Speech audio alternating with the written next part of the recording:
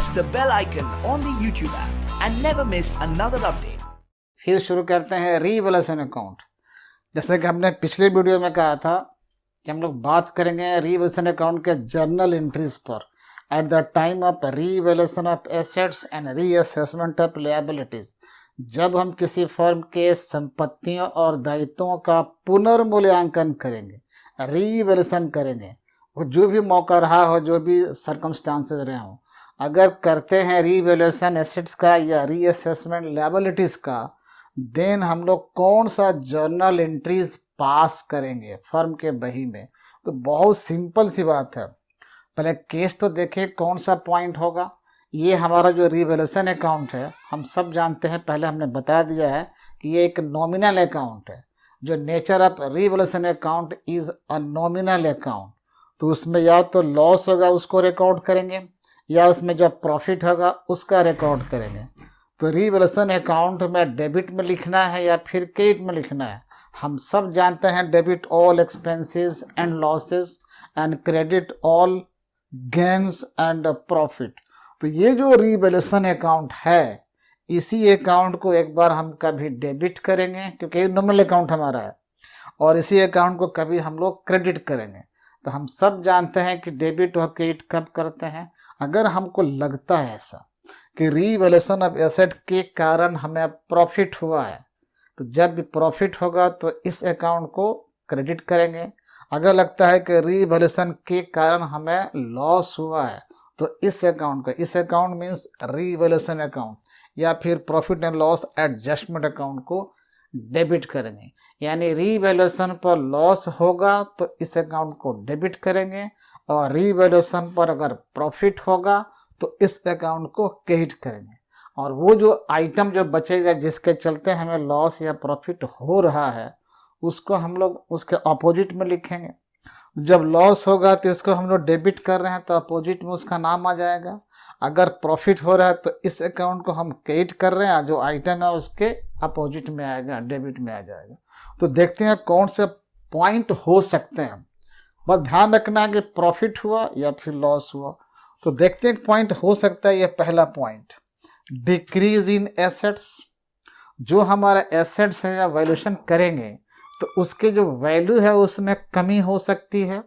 अगर हमारे एसेट में कमी हो, वैल्यू में कम हो जाए, कि पहले 500 रुपये का एसेट है, आज हम मूल्यांकन करने चले तो 500 का संपत्ति आज मूल्य लगा रहे हैं 400, तब तो 100 रुपये का लॉस हमारा हो गया।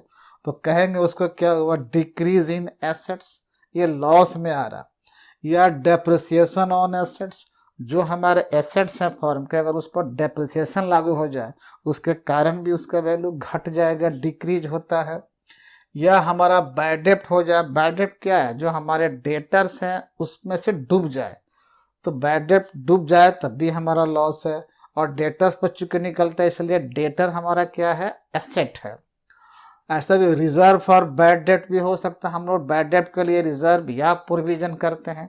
तो जब हम डेटर पर रिजर्व करते हैं तो डेटर हमारा एसेट है वो घट जाता है, या प्रोविजन करते हैं, इसके चलते भी डेटर का वैल्यू घट जाता है या डिक्रीज कर जाता है। तो जैसे हमारे किसी एसेट में इनके कारण डिक्रीजमेंट हो जाए, डिक्रीज कर जाए, या आउटस्टैंडिंग हमारा एक्सपेंस है, आउटस्टैंडिंग एक्सपेंस है, जब ये डिक्रीज करेगा तो क्या होगा, जैसे ही डिक्रीज करेगा तो ये हमारा लॉस हो जाएगा। ठीक है, ये हमारा लॉस हो जाएगा। इस पर आउटस्टैंडिंग एक्सपेंस नहीं, ये हमारा है प्रीपेड है। ये इसको हम लोग प्रीपेड एक्सपेंस, यहाँ पर एक मिस्टेक हो गया है, ये जो है प्रीपेड हम यहाँ पर कह सकते हैं प्रीपेड एक्सपेंस है। यानी जो हमारे लिए प्रीपेड है वो हमारा क्या बनता है, एसेट बनता है। इसको हम कह सकते हैं प्रीपेड, प्रीपेड एक्सपेंस।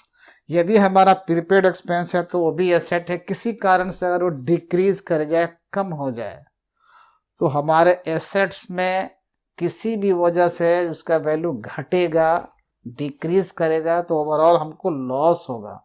तो इस लॉस को हम लोग रीवैल्यूएशन अकाउंट में ट्रांसफर करते हैं। अब जर्नल बनाना है, इसके चलते क्या हो गया, हमारा लॉस हो गया, नेट फिगर लिखा है पर लॉस। तो जब इनके चलते लॉस है तो इस अकाउंट को डेबिट करना पड़ेगा, क्यों कहता है debit all expenses and losses. तो इस पॉइंट को नहीं करना है, इस अकाउंट को करना है, क्योंकि ये अकाउंट जो है इस सारे पॉइंट को रिप्रेजेंट करता है, तो इसे हमें करना है।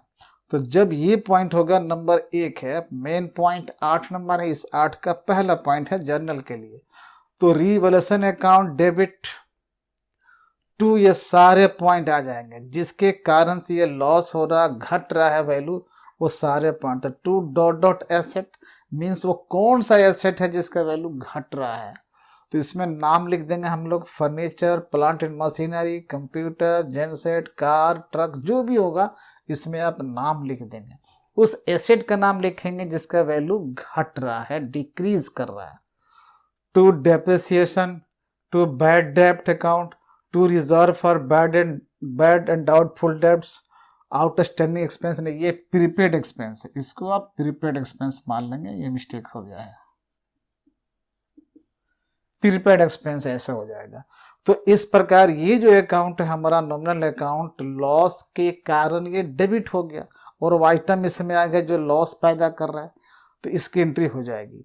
नरेशन लिखना बिल्कुल आसान है, being decrease in the value of dot dot asset या डेप्रिसिएशन या बैड डेब्ट और इतना ट्रांसफर टू रिवैल्यूएशन अकाउंट, ये हो गया।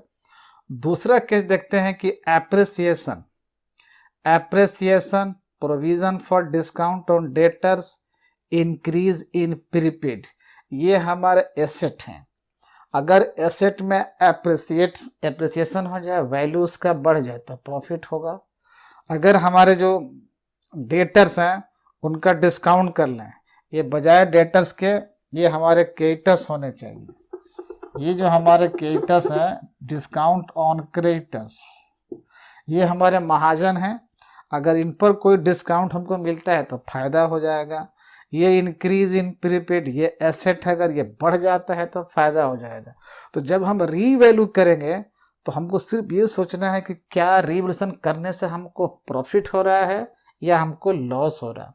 अगर प्रॉफिट हो रहा है या लॉस हो रहा था, हमें ट्रांसफर करना है इसमें, तो इसको ही प्रॉफिट या लॉस के आधार मानकर डीआर और सीआर करना है। तो ये जो 2 नंबर पॉइंट है, इससे क्या हो रहा है, प्रॉफिट हो रहा है। तो जब प्रॉफिट होगा तो क्रेडिट करेंगे किसको, इस अकाउंट को क्रेडिट करेंगे, और ये जो कारण है, जो रीजंस हैं, इनको हम डेबिट कर देंगे। तो किया गया है, ये है ना, एसेट में एप्रिसिएशन हो रहा था, डॉट डॉट नाम रखिए जिसके चलते बढ़ जा रहा, provision for discount on debtors नहीं, ये हो जाएगा क्रेडिटर्स, ये क्रेडिटर्स कर दीजिए। और ये प्रीपेड एक्सपेंस, तो जिनके चलते हमें प्रॉफिट हो रहा है, तो जब प्रॉफिट होगा तो रिविजन अकाउंट को क्रेडिट करना पड़ेगा। इसी अकाउंट पर ध्यान रखना है जनरल पास करने के लिए कि जब प्रॉफिट होगा तो इस अकाउंट को क्रेडिट करो, और जब लॉस होगा तो इस अकाउंट को डेबिट करो। और अपोजिट में क्या करना, वो कारण हमको पता है, वो पॉइंट पता है जिससे चलते या तो प्रॉफिट है या फिर लॉस है। तो इस बेसिस पर हम लोग कोई भी जर्नल बना सकते हैं और उसका प्रॉफिट या लॉस इस अकाउंट में ट्रांसफर कर सकते हैं। जैसे एक और तीसरा पॉइंट लेते हैं, इंक्रीज इन एनी लायबिलिटी, कोई भी हमारे ऊपर लायबिलिटी है या दायित्व है, अगर वो इंक्रीज करता है, the value of any liability increase करता है, तो जो इंक्रीज करेगा हमारा दायित्व तो लॉस हो जाएगा हमारे लिए। जब लॉस होगा हमको इस अकाउंट में एंट्री करनी है, तो लॉस है तो इसको तो हमें डेबिट करना पड़ेगा। तो देखिए पॉइंट नंबर कितना है, तीसरा, डेबिट करना है क्योंकि लॉस हो रहा है, तो लिख दिया रिवैल्यूएशन अकाउंट डेबिट तो क्या, डॉट डॉट लायबिलिटीज, और कौन सा लायबिलिटी है जो बढ़ रहा है। अगर लायबिलिटी वो बढ़ जा रहा है तो उसको हमने यहाँ पर नाम लिख देंगे, और प्रॉफिट या लॉस के हिसाब से ये अकाउंट क्या हो गया, डेबिट। तो यहाँ पर लॉस था इसलिए इसे हमने डेबिट कर दिया। देखिए और लेते हैं हम इसमें, ये चौथा पॉइंट लेते हैं, डिक्रीज इन एनी लायबिलिटी, अगर कोई हमारे ऊपर लायबिलिटी है, कोई लायबिलिटी अगर वो घट जाता है, डिक्रीज करता है, तो जैसे ही हमारे ऊपर के दायित्व तो कम होगा, डिक्रीज होगा, तो प्रॉफिट हो जाएगा। लिखे यहाँ पे प्रॉफिट। जब ये प्रॉफिट है इसको ट्रांसफर करना है रिवैल्यूएशन अकाउंट में या profit and loss adjustment account में। तो जब ये प्रॉफिट है और रिवोल्यूशन अकाउंट हमारे लिए नॉमिनल अकाउंट है, तो रूल कहता है कि इस नॉमिनल अकाउंट को प्रॉफिट होने पर क्रेडिट करते हैं, तो क्रेडिट कर देते हैं रिवोल्यूशन अकाउंट को। तो ये हमारा नंबर कौन सा है, चौथा नंबर। देखिए हमने उसको क्रेडिट कर दिया, तो फिर डेबिट क्या करें, जिसके चलते ये प्रॉफिट हमारा हुआ है। डिक्रीज इन एनी लायबिलिटी, उस लायबिलिटी को लाइए डेबिट कर दीजिए, जो कुछ तो नाम होगा उसका, उसको डेबिट किया और प्रॉफिट के कारण इस अकाउंट को हमने क्या कर दिया, क्रेडिट कर दिया। तो ये भी हमारा हो जाएगा इसमें। देखते हैं अगर 5वां नंबर, अनरिकॉर्डेड एसेट, एक ऐसा एसेट जो हमारे पहले से बैलेंस शीट में अवेलेबल नहीं है। Unrecorded assets are those assets which are not recorded in our balance sheet, वो बैलेंस शीट में है ही नहीं, लेकिन कहीं न कहीं जो अनरिकॉर्डेड है। तो वैसे एसेट अगर मिलता है तो उसका भी आज के डेट में जब हम लोग वैल्यूएशन करेंगे, जैसे कहीं चर्चा नहीं थी, बैलेंस शीट में था ही नहीं, तो उसे हम लोग प्रॉफिट मान लेते हैं। एक तरह का छुपा हुआ था, वो मिल गया हमारे लिए, प्रॉफिट हो गया, प्रॉफिट मान लिया जाता है नेचुरली। तो जैसे ही प्रॉफिट मानेंगे या इनकम मानेंगे तो इस अकाउंट को सीआर करेंगे। तो इसको सीआर कीजिए और वो कौन सा अनरिकॉर्डेड एसेट था उसको डीआर करना पड़ेगा। तो पहले इस पर ही ध्यान रखना है, प्रॉफिट है तो इसको हम सीआर कर लेते हैं। तो देखिए 5वें पॉइंट में टू रिवैल्यूएशन अकाउंट हमने कर लिया प्रॉफिट के कारण, और वो कौन सा एसेट था यहाँ पर डेबिट करेंगे। अनरिकॉर्डेड एसेट का उसका नाम लिख दीजिए। अगर नाम नहीं मालूम है कौन सा एसेट है तो सेम यही लाइन हम लिख सकते हैं, unrecorded asset. if the name of unrecorded asset is not available then we can record this entry, इस नाम से हम लोग रिकॉर्ड कर सकते हैं। कहानी खत्म हो गई है। देखते हैं अगर इसमें कि अनरिकॉर्डेड लायबिलिटीज भी हो सकते हैं। अगर हमारे बैलेंस शीट में लायबिलिटी के नाम चर्चा नहीं थी, लेकिन आज हम वैल्यूएशन कर रहे हैं, रीअसेसमेंट कर रहे हैं, तो कहीं छूट गया था, लायबिलिटी हमारे रिकॉर्ड में नहीं था, लेकिन ये कंफर्म है कि वो हमारे लिए लायबिलिटी है, तब तो पे तो करना पड़ेगा। आज करें बाद में करें, जब भी करें। तो जो लायबिलिटी हमारे चर्चा में नहीं थी और एकाएक आ गया सामने चुकाना है, तब तो हमारे लिए लॉस हो गया, वो हमको नुकसान दे गया। तो जब नुकसान है, लॉस है, तो इस अकाउंट में ट्रांसफ़र करना है। तो लॉस जब इसमें ट्रांसफ़र करना है तो ये अकाउंट को डेबिट करेंगे, क्योंकि ये नॉमिनल अकाउंट है। तो देखिए यहाँ पर किया गया है, क्या लिखा गया है, ये 6ठा नंबर है ये। तो revaluation account debit to dot dot unrecorded liabilities account, ये छूट गया था तो उसके चलते हमारा लॉस हो गया, तो इसलिए रिवैल्यूएशन अकाउंट को हमने डेबिट कर दिया। और उस लायबिलिटी का नाम अगर मालूम है तो नाम लिखेंगे, अगर नाम नहीं मालूम है तो बस ये वर्ड लिख के छोड़ देंगे, और ये हमारे लॉस की एक तरह का सिंबॉलिक चीज़ है। इसी प्रकार अंत में जब हम देखते हैं कि जो हमारा रिवैल्यूएशन अकाउंट बनेगा उसका नेट रिजल्ट या तो प्रॉफिट हो सकता है या उसका नेट रिजल्ट लॉस हो सकता है।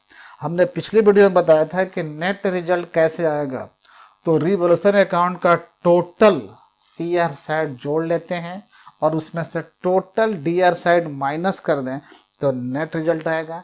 यानी टोटल सीआर यदि एक्सेस है, टोटल सीआर ज़्यादा है इसके टोटल डीआर से, तो डिफरेंस अमाउंट क्या है, प्रॉफिट ऑन रिवैल्यूएशन हो जाएगा नेट। तो जो प्रॉफिट वो रिवैल्यूएशन अकाउंट आएगा उसको सभी ओल्ड पार्टनर्स में उनके ओल्ड रेशियो में डिवाइड कर देते हैं। उनके ओल्ड रेशियो में डिवाइड करके उनके कैपिटल अकाउंट में या फिर उनके करंट अकाउंट में ट्रांसफ़र कर देते हैं। तो अगर उनके कैपिटल अकाउंट में ट्रांसफ़र करेंगे, थोड़ा सा मिटा लेंगे इसको, अब भी देखते हैं फिर। तो आप करंट अकाउंट रखें, इसका मतलब है कि कैपिटल उनका फिक्स है। पहले हमारी बात हो चुकी, किसी वीडियो पर देख लेना। और यदि करंट अकाउंट नहीं है, पार्टनर्स करंट अकाउंट अवेलेबल नहीं है, इसका मतलब है कि पार्टनर के जो कैपिटल अकाउंट है वो कैपिटल फ्लक्चुएटिंग कैपिटल है, और करंट अकाउंट होने का मतलब है कि उनका कैपिटल अकाउंट फिक्स कैपिटल है। तो जैसा भी केस होगा, अगर उनका करंट अकाउंट अवेलेबल है तो हम प्रॉफिट के जो शेयर इनके बनेंगे वो उनके करंट अकाउंट में ट्रांसफ़र कर देंगे।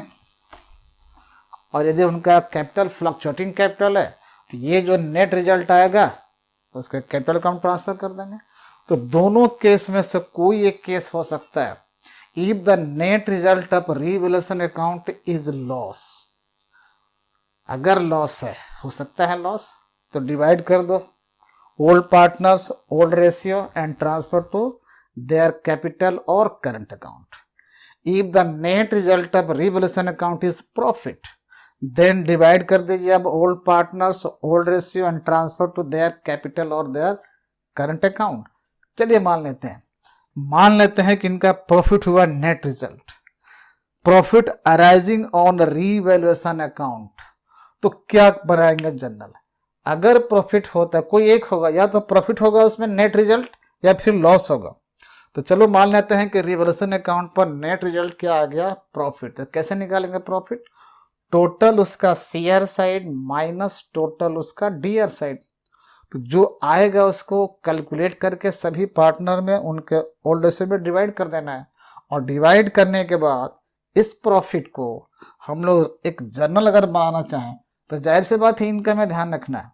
जब इनकम है और ट्रांसफर करते हैं थोड़ा सा सावधानी बरती है. वैसे हालत में अगर इनकम है तो हम लोग एंट्री बनाएंगे, थोड़ा शॉर्ट में लिखते हैं, रिवैल्यूएशन अकाउंट को डेबिट कर देंगे. Debit to all partners, to all old partners, capital या करंट अकाउंट.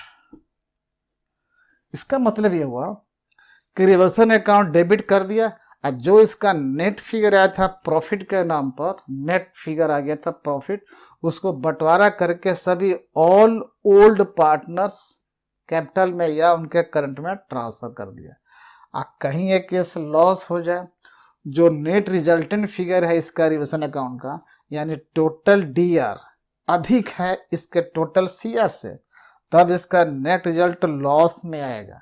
तो उस लॉस को भी हम लोग ट्रांसफर करेंगे ओल्ड पार्टनर्स कैपिटल अकाउंट में, ओल्ड रेशियो में. वैसे हालत में अगर जर्नल बनाना पड़े तो हम लोग जर्नल बना सकते हैं. तो जर्नल ये बनेगा ऑल ओल्ड पार्टनर्स कैपिटल या current account debit to revaluation account. और शॉर्ट में लिख देते हैं इसको. अगर रिवैल्यूएशन अकाउंट पर जो नेट रिजल्ट आएगा अगर वो लॉस में आता है, यानी टोटल डीआर साइड अधिक है इसका टोटल सीआर साइड से, उसका बंटवारा कर दीजिए ओल्ड रेशियो में, ओल्ड पार्टनर में, और उन सभी पार्टनर के कैपिटल अकाउंट को डेबिट कीजिए. जैसे A's capital account debit, B capital account debit, C capital account debit, ऐसा हो सकता है. To revaluation account being loss on revaluation transfer to all partners capital account in their old ratio.